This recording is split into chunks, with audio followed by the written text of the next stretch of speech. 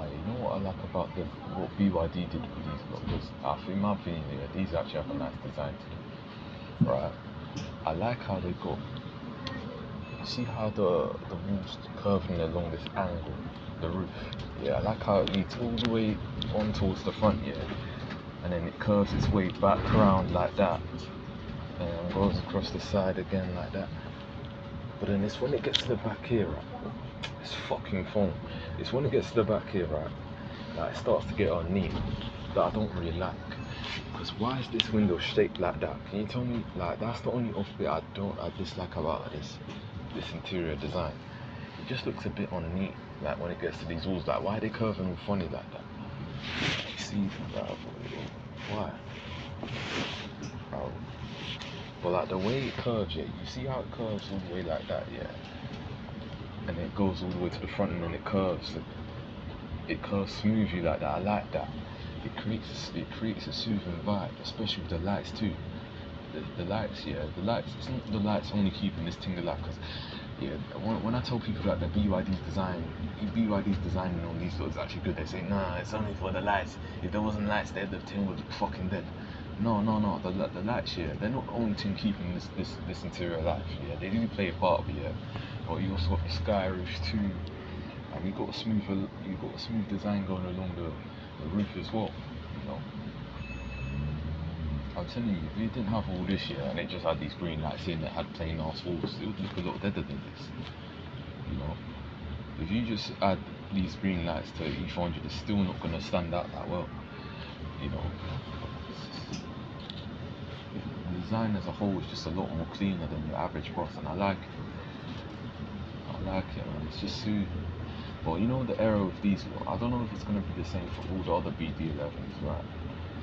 Or V12s that come out, but there's an error where if the iBoss is like played for an announcement, it will literally just stay stuck on that. It'll keep repeating itself, driver change. Like if you see that, it's gonna blink off and then it go back to it. It's gonna go back to it. Watch.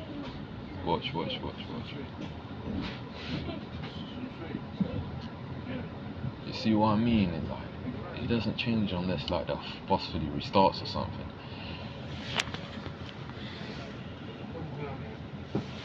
No, but the design's soothing. I like the neat gaps around here, because a lot of buses here, you'll notice that the seats are just fully like next to the wall.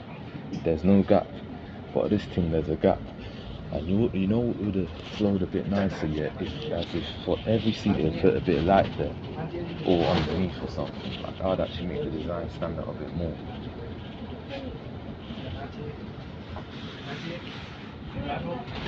I'm a huge fan of I got to say this shit, I'm a huge fan of what Go Ahead did with their E200, E400, their last few batches of them, with their high spec interior.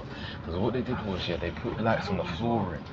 And I feel like we need more of that on buses, because that brings like a royalty vibe to the thing. That makes the thing feel a bit more special, and that it makes it feel like you're in a VIP entrance or something like that.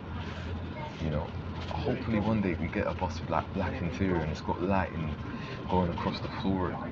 That would feel proper special, like, and it's got sofa like seating. You know, that would actually lend. I hope one day a bus comes out like that, a bus with black interior and like lights on the floor. A light that would stand out. A light that would be bare soothing to walk into though.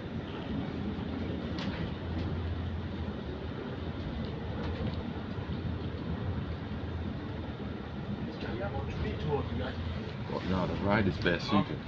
But I don't like these seats because from the top here, it's so uncomfy, man, to just rest your head. Like, these are meant to be high back to rest your head up, but they barely are restable to rest your head up. You know, that's what I don't like about